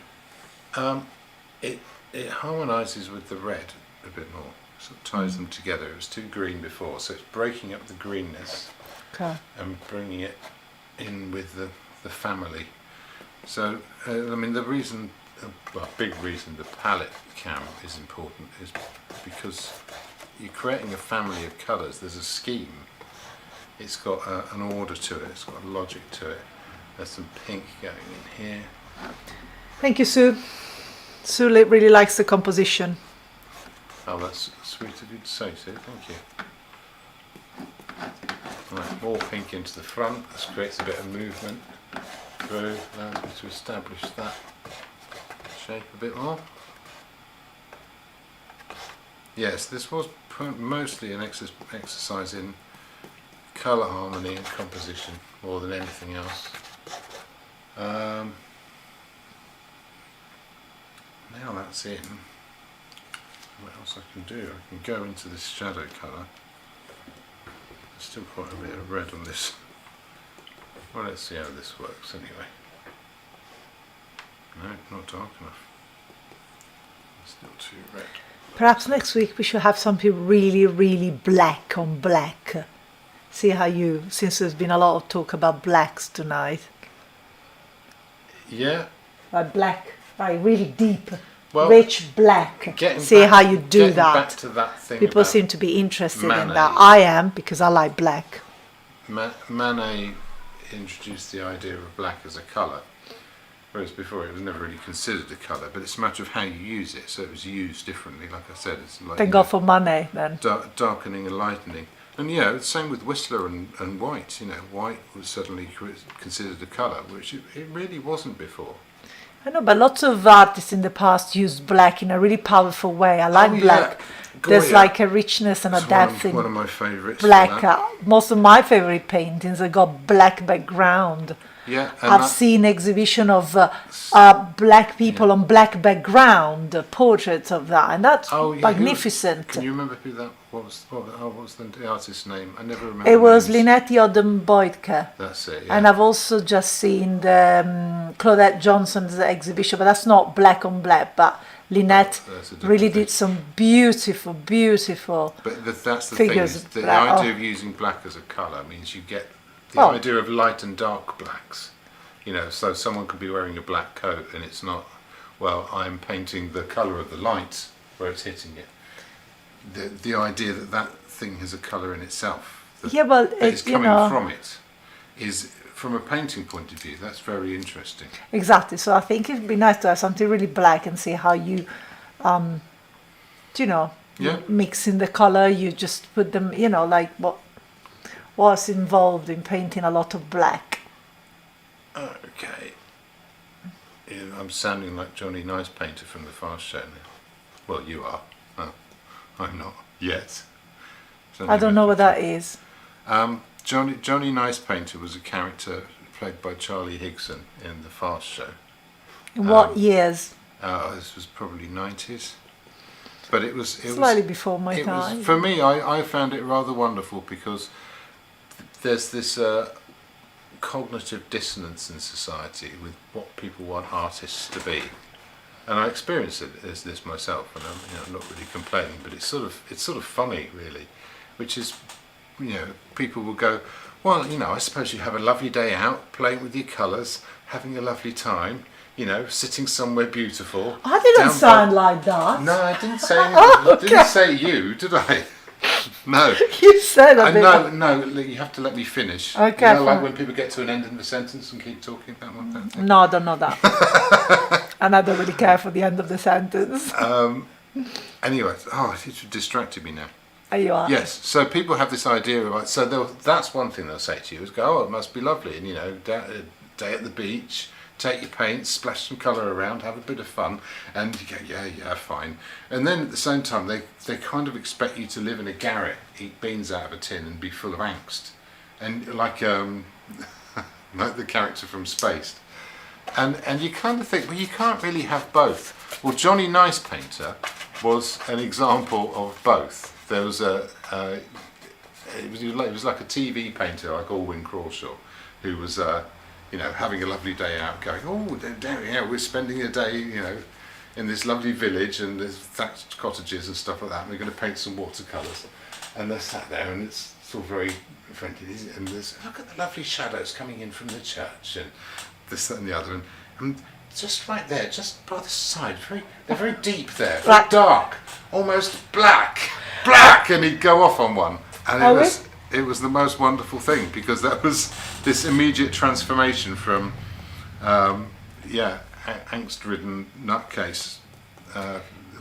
I'm sure everyone knows what you're talking about. I hope so. No, they do better than I do. Right, if I could really zoom on you, looking like Edward Scissorhands with all those faces. And also, are we going to see some of that green going in? Yes, any moment. Thank you. Thanks for the nudge. Yeah. Okay, I'd say these tones are starting to behave themselves a bit better now.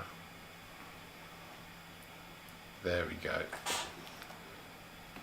These highlights, some of those shapes. So I'm not going to over fuss about that. That's not a very important detail, but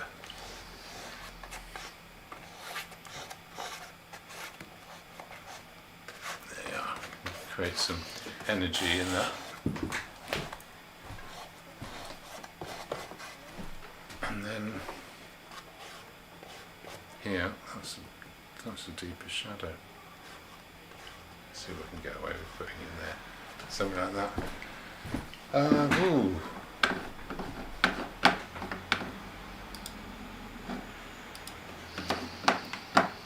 Yeah.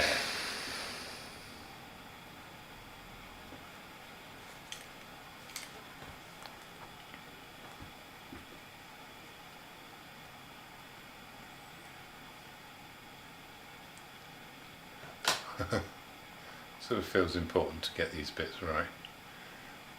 That's near enough. Ah, should never say that. Should never say near enough. It's right or it's not.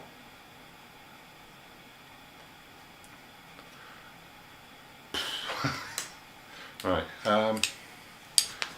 Last few little bits on here. Let's get some of these little bits of highlight on the tin.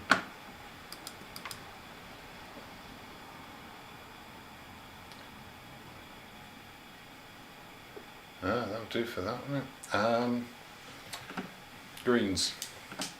Greens, yes. Let's have a look at them greens I going don't need in. the greens to be very bright, but Okay, I don't see any greens on your palette. no. And well, I've got this viridian in the corner, Right. All right. I see.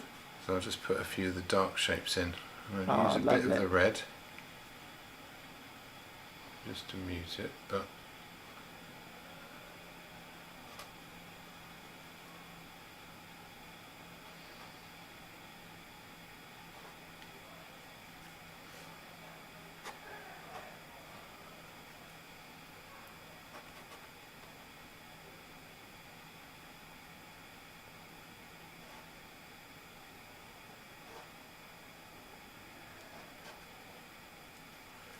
okay.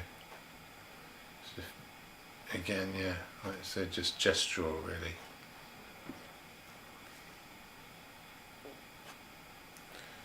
And Sorry, but it is really the leaves that make the tomatoes. yes.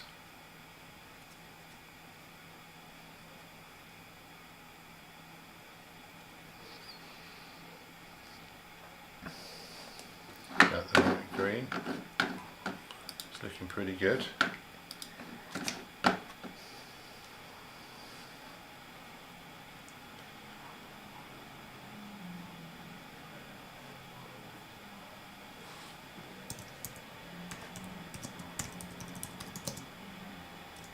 I think that's pretty much on it, isn't it?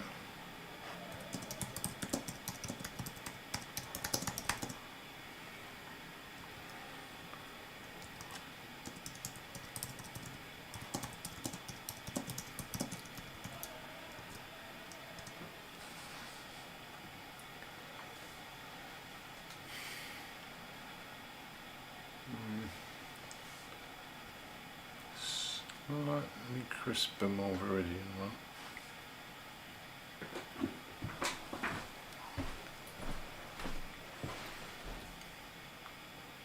Just for a few little flashes.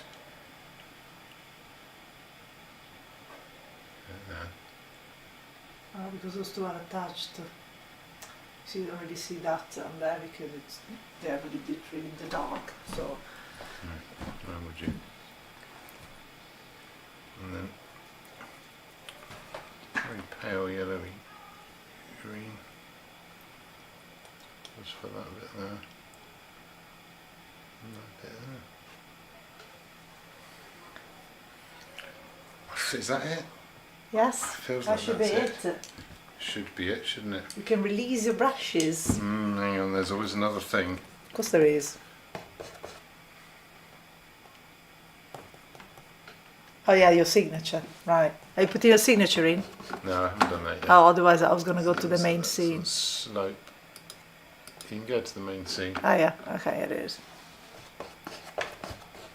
And there's other colours getting in here, which are kind of making it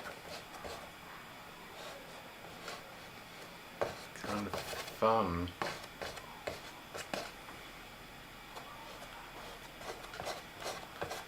just letting some of those pinks sort of wander into the other shapes.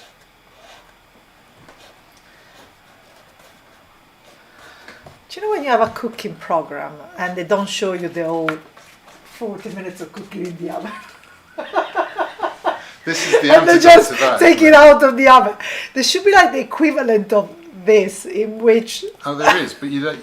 It doesn't tell you anything. no, I know, but like a middle part that it's necessary but slightly less interesting, just like the cooking in the oven. I'm not doing this because it's interesting. Obviously. No, it is interesting for people. People like watching us asking questions, but not every process has got that kind of wow, like No. the beginning and the end, Yes. the finish it. Do you know what I mean? Yeah, absolutely. You know, like just when they do all the pre-chop. Sorry, No, you're quite right. I actually think lovely I'm fiddling painting. now. See you next week. Bye, Mark. Yeah. I'm going to bung a signature on that. I'm going to put it in green. Green? Yes, green. Yeah. Because that's my excellent colour.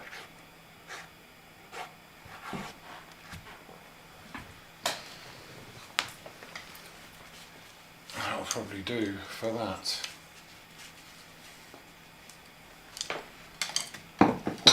Yeah. Should have kept those gloves on, shouldn't I? Okay, shall we have a little zoom in? Oh, do you want to?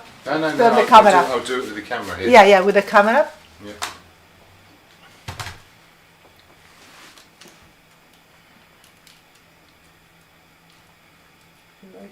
Right next to. Yeah. Oh. See, the tint looks better when you zoom in and it a square front instead of sideways, because the tint looked a bit crooked when the camera was, but like that, still looks like it's got an indent. But Oh, it's got a dent. oh, okay, does it? Yeah. All right, Brought that's the it. dented That's my tint. tint. I should know if it's got an indent. Yeah, no. You see, look how you cross that. Say cut. I would cut that. I would just like focus on the tomatoes. Look at that. Perfect. You're very kind. Well, I like it like special kind of cutting of the image that it's not just the whole thing, but focuses on. Look, you see They've got some of everything. these other colours, and especially in that background, that light playing around is quite Yeah, fun. exactly. So that's what's interesting to see now. Okay, lovely. Did we put the signature? Oh yeah, you did. I think that's all on there.